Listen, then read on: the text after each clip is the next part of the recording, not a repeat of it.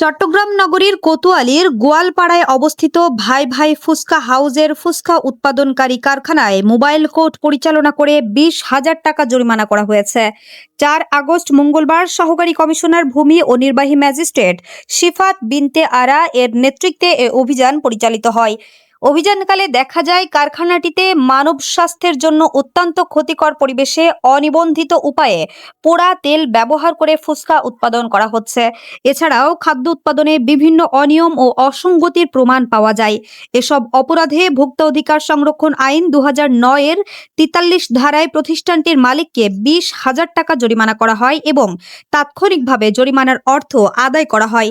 একই সঙ্গে জনস্বার্থে কারখানাটির সব ধরনের ব্যবসায়িক কার্যক্রম সাময়িকভাবে বন্ধ ঘোষণা করা হয়েছে। অভিযানে বাংলাদেশ নিরাপদ খাদ্য কর্তৃপক্ষের চট্টগ্রাম মহানগর কার্যালয়ের কর্মকর্তা কর্মচারীরা এবং চট্টগ্রাম মেট্রোপলিটন পুলিশের একটি টিম সার্বিক সহযোগিতা প্রদান করে।